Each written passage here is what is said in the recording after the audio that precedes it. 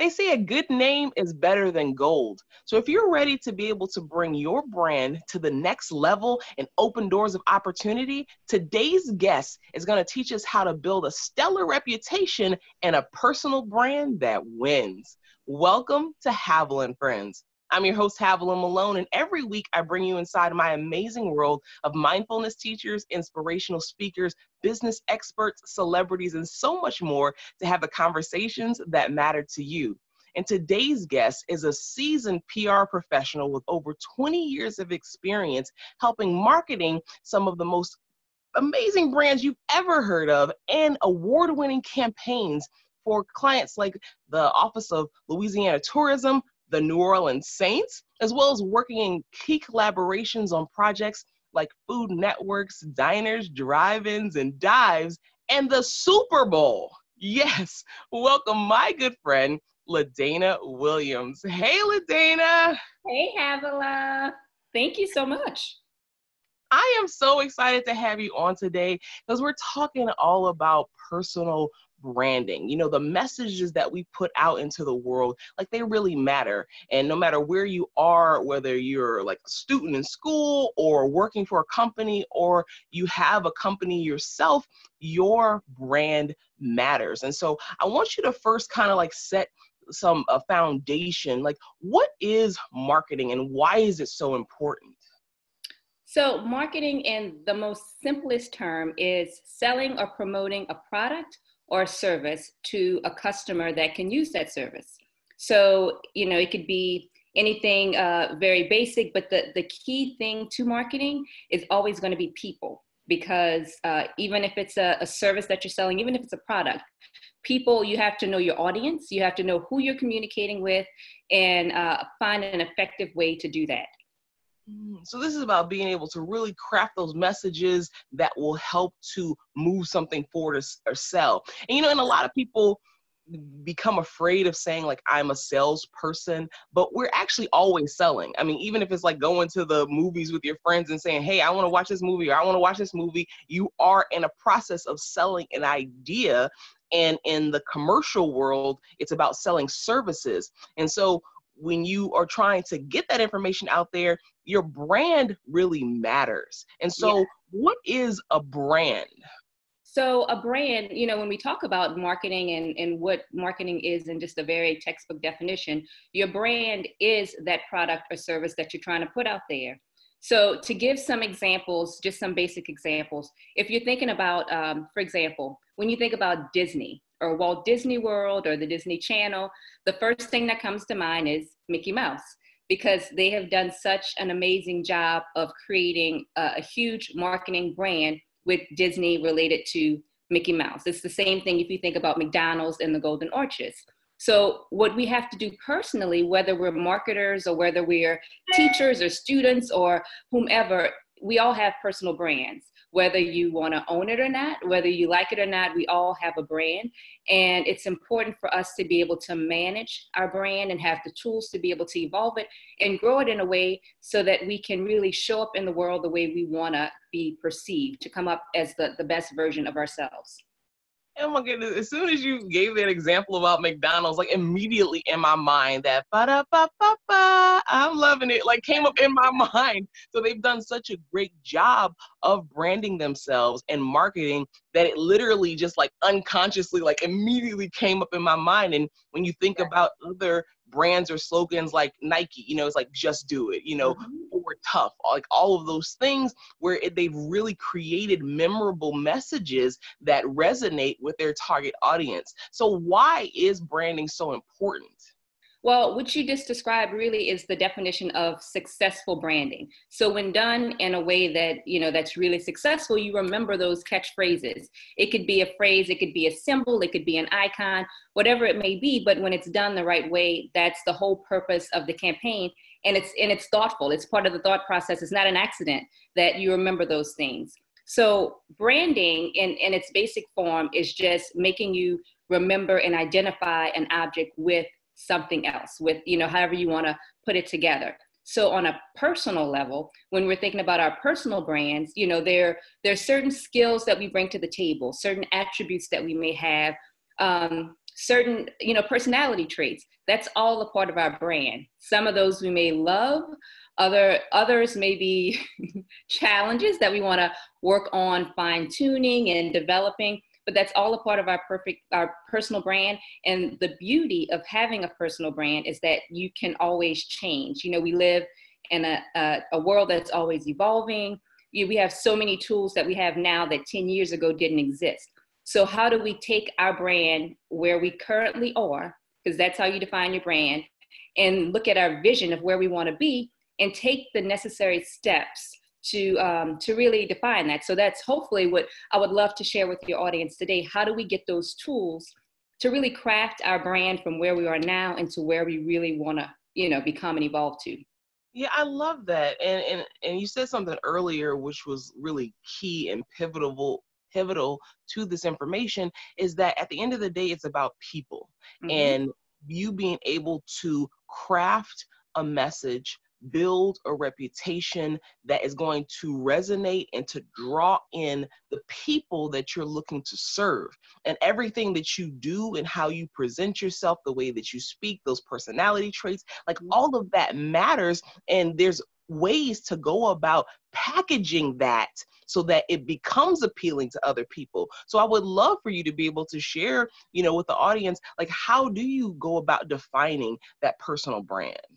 Well, the first step in really defining the personal brand, and I'll give you a series of a few steps, but the first thing is really knowing where you are. That's so important to know, like, where you currently are and also where you want to be. So there's a really great book, and I know that you and I have talked about it before, but for your audience, hopefully if they're looking for a good read and some professional development, there's a book called The 7 Habits of Highly Effective People by Stephen Covey. And one of my favorite chapters in that book is habit number 2, which is begin with the end in mind. So what's important about that chapter and that whole step is that whenever you're going somewhere, be it a family vacation or whatever it is, you have to know where you're going. You have to have the tools to get you there. You can't just get in a car and blindly navigate to your destination. You may get there, but it'll take you a whole lot longer than if you plan and had the tools. So the first step in building your brand. Go pick up that book, that 7 Habits of Highly Successful People. She is right on the point with this. I was literally able to grab it off of my bookshelf. Like, this is one you want in your collection. Somehow I knew you would have that. Yes. So the first step in really defining your brand and where you are is assessment. And this is an honest step. So you have to really step back and be objective in this process and look at yourself from the outside in. So you want to really just kind of take pen to paper, make a list of your attributes, your core values, your skill set, and where you are now. So this may not be great. You may have some things on the list that aren't great. You may have some wonderful things. You may be hardworking and dependable, but maybe you also have tendencies to run a little late. Like, just any little tidbits that you can put down that define where you are right now in life. And then also you want to make a list of where you want to be. So, maybe you want to be more patient. Maybe that's a skill or an attribute you want to develop. Like, what do you really want to do and to grow to become the best version of yourself? And that's really step 1, just like that assessment. I love that. Well, like, even as you're saying that, I was like, yeah, you don't want to be on CP time. That's right. And I was like, that area of patience, because if you're working with different types of individuals and personalities, to really be able to, sustain yourself in any environment. So that's really great advice. Exactly. And so the second step is to really look at that list and go a little bit deeper and evaluate it. So what does it really mean? How do I get to the end? Like, how do I use some of those, the skills that I have at hand right now, and either fine tune those or develop some of the skills that I don't have? Because one thing that's really important is when becoming the best version of yourself, when building your personal brand, you want to make sure that you do remain authentic. So you don't want to just look at that list and wipe it away, because I'll tell you something about people. They can recognize when you're not being yourself. And you never want to show up and be phony. You want to bring to the table what you have to offer and really do it in a way that's sincere, because we know we've been on the other side and we've picked out things that, like when people aren't being the true versions of themselves. And it's hard. You don't want to work with people like that.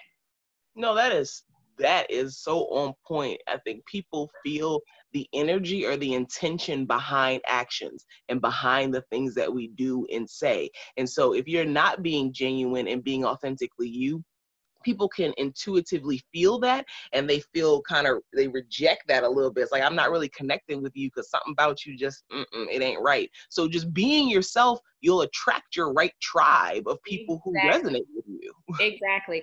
And, one of the key steps in this is, all this is really great, but if you don't develop an action plan and put it in place, then you really, like all the other work really doesn't really matter. So if you're looking at an entrepreneur that's really successful and you ask them, like, what happened? Like, what was the key to your success? The first thing that these people do is they sit down and they develop a business plan. So this action plan is like your personal branding business plan. It's how you are going to take all those things from your assessment, your evaluation. How are you going to put that into action? What are the tactics? What are the goals? What are the objectives? How are you going to bring that to life so that you can be the person that you want the world to perceive you as? That's very important. And then the last step is actually, it's probably the most fun step, because now you've put in your work, you've done everything that you needed to do, and now you just need to execute. So you go out there and you show up in the world the way that you want to be perceived. You act like a boss. You just go out there and you own it, you do it, and the rest will come. As you said a few minutes ago, if you put in your work, and so many times, like when you take those next steps, you can't see like how you're going to get to the end, but so many times things just happen. Opportunities come your way. You just need to put in your work. So that's the last step, and the step that you've earned after you've put in your work. And that's so true. And all things are going to come in their due time. You can't expect to like build this huge brand overnight. It's work and daily work that you're putting in, the consistency of work. And I love that, part of that is to create the plan and then take action on the plan, because the plan by itself, it's not gonna do itself. And so if you're consistent about taking those actions that you've outlined and give yourself sufficient time to do it, then you can build a brand that's sustainable, that people resonate with, and that really is progressive and opens the doors that you want. And it's important. And speaking of important, so what is important to your brand? I think that the most important thing to your brand, and we mentioned it a few minutes ago, is really being authentic. You wanna make sure that, again, everyone has challenges they face, things about their personality, their life, struggles that may not be the best, but it's all a part of your story. So making sure that you are authentic to yourself, and putting yourself out there in a way that, you'll be proud of, that you can look back in a week, a year, 10 years, and you'll be proud of. So being authentic is very important. And also just remembering to to be comfortable with the uncomfortable. So many times, we get into situations, myself, I'm sure everyone out there, where you've been in a situation and you just, I'm good, everything's good, so I don't need to push much further than that. But the fact is, we were made to be great. So unless you push yourself to those uncomfortable places, you'll never really know how great you can be. And I'll say this one other thing.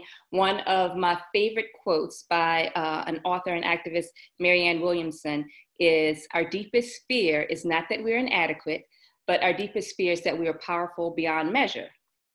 So when you really think about that, that's actually on my email signature. When you really think about that, it's really just such a powerful thing, because we are, it really does not serve us to play small or to get comfortable in these little situations, when there's a whole world out there that can embrace us, that we can bring to the table. So it doesn't do us any justice to not show up in the best version of ourselves. So to get too comfortable and to not want to push too much, that really it's doing not just ourselves a disservice, but also the world. Mm-hmm. And you help people to be able to like build these brands and to get messages out into the world. And like, so what about that or this industry interested you or got you interested and started in this work? So believe it or not, so a long time ago when I was a student at UNO, I was originally, Alma mater, yeah. that's right. I always call it a hidden gem, the biggest hidden gem in the city. I was actually a sociology major because what I knew going into college is that I loved working with people and I love helping and impacting people. So I took that in a very literal sense and I thought, okay, social work. I did that for one semester, took a class and realized it just wasn't the best fit for me. So the next semester, in trying to find what I wanted to do, I took a general business course. And in that course, we learned about marketing and I fell in love with the whole concept of it. And, you know, just it really spoke to me in a way that you help people, but not necessarily in a way, in a black and white way of you would think of like as, you know, like a doctor or like a social worker, but you really do impact lives and you help people every day. And that really was one of the best decisions that I could have made that has led me to, you know, on the steps and on the journey that I am on right now. Yeah, helping people to craft messages that matter. I mean, with a sea of opportunities, a sea of professionals in each industry, you want your brand to be able to stand out. You want to be able to be, you know, perceived as an expert in your industry or the person who's going to be able to deliver on the things that your clients need. And that all comes from building a really solid brand. And so what you are doing definitely is helping to impact and change people's lives and helps the consumers to make better decisions about who they should, you know, actually work with. And so do you have any other like tips or, you know, tools that individuals can implement or things that they need to be thinking about when it comes to their personal brand? Yeah, so I would say definitely, you know, look at your areas of challenge and work on those. Like everyone's a work in progress. So making sure that you're joining the networks that you need to be members of, that you're taking on leadership roles, that you're always learning, like learning about your craft. The world is ever changing. If we just stop learning, then, you know, we stop evolving. That is detrimental to your personal brand. So making sure that that you own your challenges, but also that you know that your story is your story. It may not be the prettiest story, but it's your story and it's your journey to tell. So the other thing is be mindful of competition, but also don't focus on it. You want to make sure that you can focus on yourself and growing. If you're spending all your energy worrying about what everybody else is doing, you can't really build your own brand. So be mindful of it, keep your finger on the pulse and know what's going on out there. But at the same time, you want to put your energy on yourself. Like, this is what I want to do. Go back to your action plan regularly, you know, like tweak it, do whatever you have to do. But remember, you know, worry about the competition on a very minimal basis. Don't get caught up in that.